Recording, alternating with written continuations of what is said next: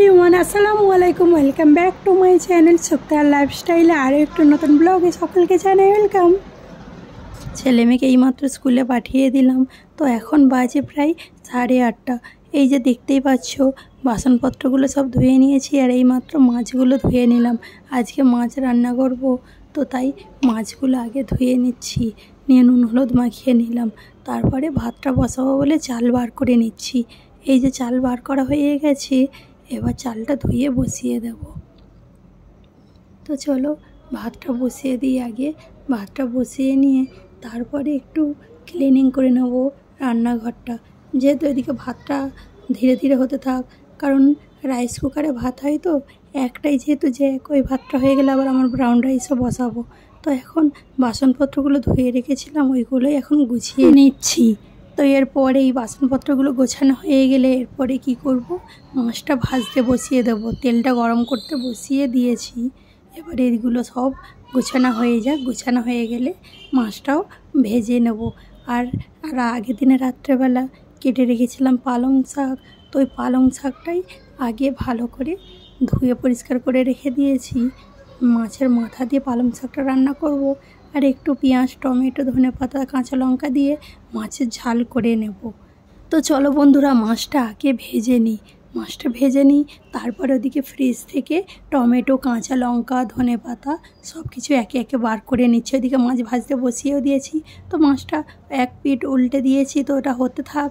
আর এদিকে ততক্ষণ সমস্ত আমি সব কিছু রেডি করে নিই। পেঁয়াজ কেটে নেব, টমেটো কাঁচা লঙ্কা ধনেপাতা সবগুলো কেটে নেব। আর পালং শাকের জন্য দুটো বেগুনও কেটে নেব। বেগুন দিয়ে একটু পালং শাক রান্না করলে বেশ খেতে ভালো লাগে, তাই না বন্ধুরা? এদিকে মাছ ভাজা অনেকটা অলরেডি হয়েও এসেছে। ওই যে আজকে তোমাদের দাদা ভাইয়ের শরীরটা ভীষণই খারাপ, জানো তো, ওনার দাঁতের যন্ত্রণা হচ্ছিলো, তাই ওনাকে এখন ওষুধ কিনে নিয়ে এসে দিয়েছে, তো ওটাই ওনাকে খাইয়ে দিয়ে আসলাম। আর এদিকে রান্না বসিয়েও দিয়েছি, দেখো রান্না প্রায় অলরেডি হয়েও এসেছে। আর মাছটা দিয়ে একটু শাকটা সিদ্ধল হয়ে যাবে, ওই যে মাছের কালিয়াটা করেও নিয়েছি। যেহেতু হাতে একটু টাইমটা শর্ট ছিল, তাই মাছের কালিয়াটা কিভাবে করলাম ওটা আর দেখালাম না। রান্নাবান্না সব কমপ্লিট হয়ে গেছে, এবারে তোমাদের ফাইনাল লুকটা দেখিয়ে দিই। দেখো এই যে পালং শাকের মাছের মাথা দিয়ে খেতে ভীষণ দারুণ লাগে, আমার তো ভীষণ ভালো লাগে, তোমাদের সকলের ভালো লাগে কি জানি না। এই যে দেখো এই যে দেখো বন্ধুরা কতগুলো কাপড় কেচেছি, দেখো তো এতগুলো কাপড় কেচেছি, ওইগুলোই এখন শুকোতে দিচ্ছি।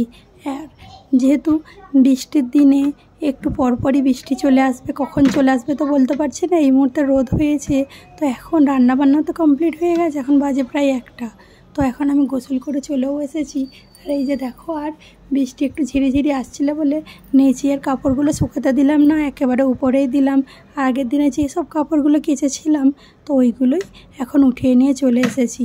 আর এখন দেখো দুপুরে লাঞ্চ কমপ্লিট হয়ে গেছিলো আমার, তো খাওয়া দাওয়া করে একটু শুয়েও পড়েছিলাম। আর এখন দেখো বিকাল হয়ে গেছে, সন্ধ্যা হয়ে গেছে, বাজেই 6টা বাজে। ছেলে মেয়ে স্কুল থেকে চলেও এসেছে, তো ওদের জন্যে একটু কি ম্যাগি করে দেবো। আর এদিকে বাসনপত্র সব কিছু সমস্ত ধুয়ে নিয়েছি। সন্ধ্যাবেলাও কত কাজ থাকে বলো তো, যতই কাজ করি কাজ আর শেষ হতে চায় না। আচ্ছা যাই হোক, কাজ তো করতেই হবে বলো। একা সংসারের কাজগুলো গুছিয়ে এইভাবে পরিপাটি করে একা হাতে করি, যেহেতু যখন সংসারটা ছিল পুরো শূন্য, একা হাতে পরিপাটি করে গুছিয়ে সংসারটাকে নিজে তিলে তিলে গড়ে তুলেছি। সংসার তো নিজেকেই করতে হয়, যেহেতু বাড়ির মহিলারাই সংসার করে, তবুও বিদেশেতে একা হাতে সংসার করাটা কিন্তু মুখের কথা নয়। একা হাতে সংসার করা তো মুখের কথা নয়, ওটা বলছি কারণ যেহেতু ছেলে মেয়ে আর হাজব্যান্ডকে নিয়ে তো শুধু সংসার না, যেহেতু আমার পরিবারে প্রায় 16-17 জন সদস্য থাকে, তো সকলকে নিয়ে আমার সংসার। এই একা হাতে গুছিয়ে এত লোকের কাজকর্ম করাটা আমার জন্য অসম্ভব হয়ে পড়ে, কিন্তু কি করব বলো, করতে তো হবে, কোনো উপায় নেই। ওই যে দেখো রাত্রেবেলা তরকারি অনেকটাই শাক রান্না ছিল, তাই রাত্রেবেলা কিছু রান্না করলাম না, একেবারে ভাত কিছুটা অল্পটা বসিয়ে দিলাম, আর কিছুটা ভাত ছিল হয়ে যাবে, তো খালি ডিম ভাজা করে নিয়েছিলাম। আর এখন দেখো রাত্রেবেলা বিছানাটাকে পুরো কমপ্লিট করে ভালো করে রেডি করে নিলাম। যেহেতু দিনের বেলা তোমাদের দাদাভাই ঘুমাচ্ছিল বলে ওনাকে ডিস্টার্ব আর করলাম না, তো তাই বিছানাটাকে দিনের বেলা আর তোলা হয়নি। তো একেবারে রাত্রেবেলা বিছানাটাকে নতুন চাদর বিছিয়ে, নতুন বলতে পুরনোই চাদর আর কি, নতুনভাবে বিছালাম বলে ওটাই বললাম, পাল্টে নিয়েছি।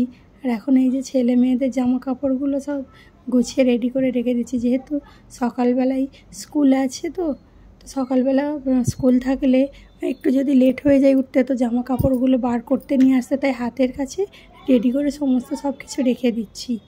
আর এইদিকে দেখো অনেকগুলো যে কাপড়গুলো কাচার ছিল ওইগুলোও রান্নাঘরে জড়ো করে রেখে দিলাম। তো এখন ঝাঁটপালা দিয়ে সমস্ত কাজ কমপ্লিট করে নিয়েছি।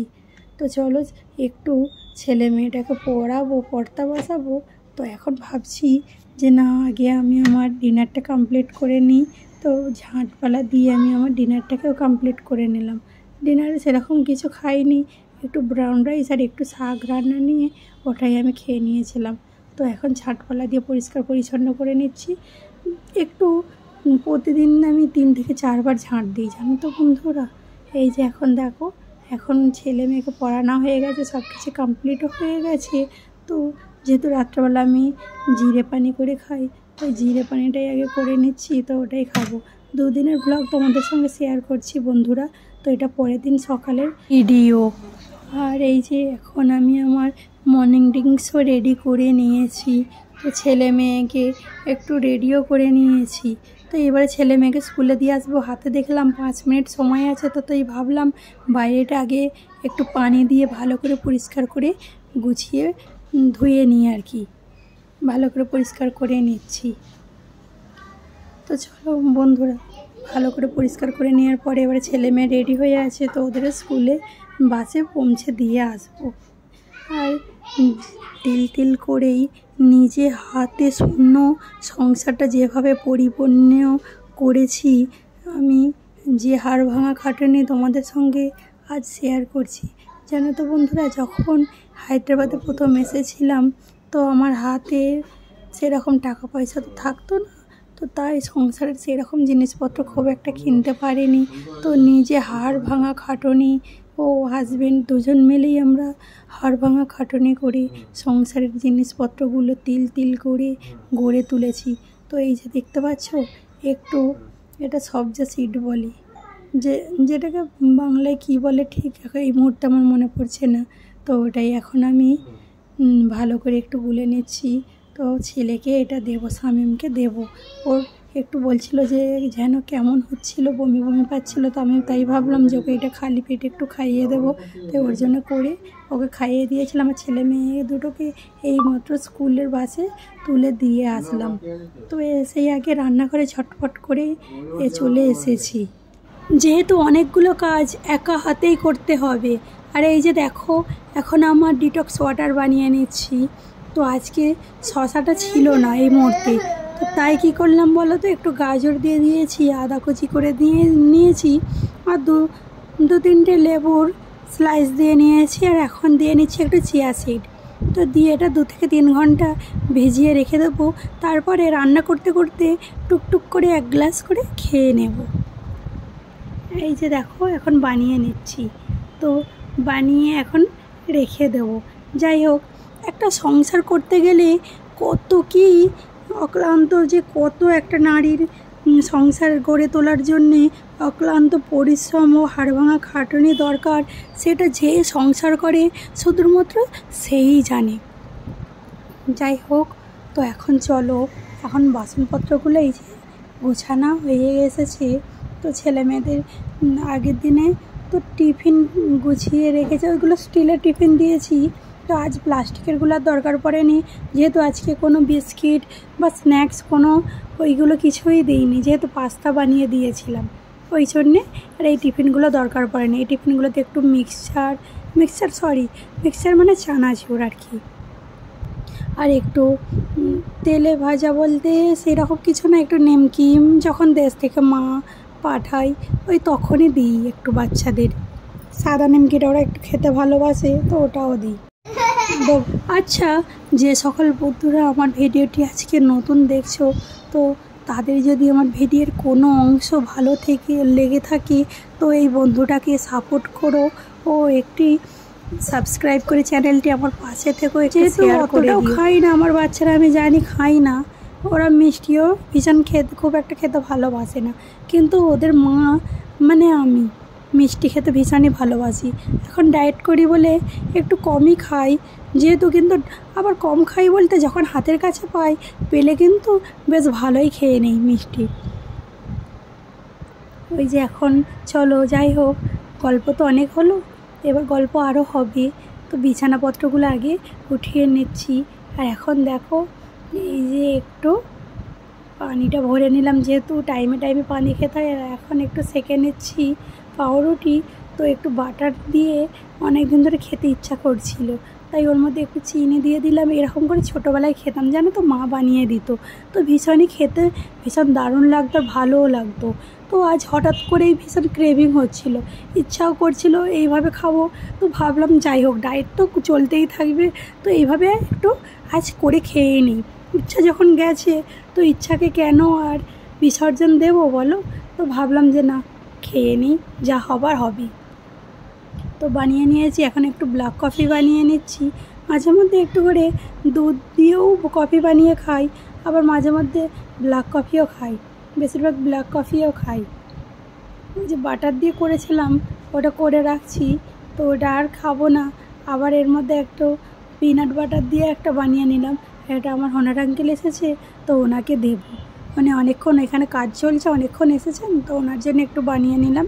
ওনাকে একটু কফি আর একটু পিনাট বাটার দিয়ে ব্রেড দিচ্ছি। এই যে এখন বিছানাগুলো গুছিয়ে ভালো করে পরিষ্কার পরিচ্ছন্ন করে নিলাম, আর এই যে গোসল করেও চলে এসেছি। তো রান্নাটা একটু দেরি করে করবো, এখন 12টা বাজে প্রায় জানো তো। তো সমস্ত কাজ ঘরের কমপ্লিট করে নিয়েছি, আর এখন করছি যে রান্নার জন্য সবজিটা কেটেও রেখে নিয়েছি। ওই যে আজকে লাউ রান্না করব আর একটু ডিম ভাজা করব, আর সেরকম কিছু করব না। আর এখন 12টা বাজে, এখন আবার একটু গোসল করে আসার পর খিদে পাচ্ছিল, তো কী করবো, একটু পেঁপে কেটে নিয়েছি, ছেলে মেয়েদের দিয়েছিলাম। আর এখন একটা লেবু নিয়ে নিয়েছি, ওই যে অরেঞ্জ, আর একটু গ্রিন টি বানিয়ে নিয়েছি। তো এটাই আগে খেয়ে নিলাম। গোসল করে আসার পর একটু যেন খিদে পাই, বলো তো বন্ধুরা, তোমাদেরও কি পাই? এই যে এখন দেখো ডিম ভাজা করব, তো রান্না ওদিকে বসিয়েও দিয়ে দেবো বলে আগে ডিম ভাজার জন্য কমপ্লিট করে নিচ্ছি, রেডি করে নিচ্ছি। আর এদিকে মশলা কষিয়ে নিয়েছি। এখন আলু আর এই যে লাউটা দিয়ে ভালো করে কষিয়ে দিয়ে তো সিটি দিয়ে নেব, যেহেতু কুকারে দিলাম। কুকারে দেওয়ার একটাই কারণ যে তাড়াতাড়ি ঝটপট করে রান্নাটা হয়ে যাবে। এখন ডিম ভাজা করে নিচ্ছি। তো চলো, গল্প তো অনেক হলো বন্ধুরা, আজ তবে আসি। তো পরে একটু নতুন ভিডিওর সাথে তোমাদের সঙ্গে দেখা হচ্ছে। গল্প করতে বা গল্প বলতে আমি ভালোবাসি, কিন্তু এই যে একা থাকি, যেহেতু কাজের চাপে বাইরে বেশি বন্ধুবান্ধবদের সঙ্গে গল্প করতে পারি না। এই যে একটা কথা তো বলতে ভুলেই গেছি, যেসব বন্ধুরা প্রথম থেকে আমার পাশে আছো, সাথে আছো, তাদেরকে অসংখ্য ধন্যবাদ। আর যেসব বন্ধুরা আমার ভিডিওটি এই নতুন দেখছো, তাদেরকে বলছি প্লিজ একটা লাইক ও শেয়ার করে আমার পাশে থেকে সাবস্ক্রাইব করে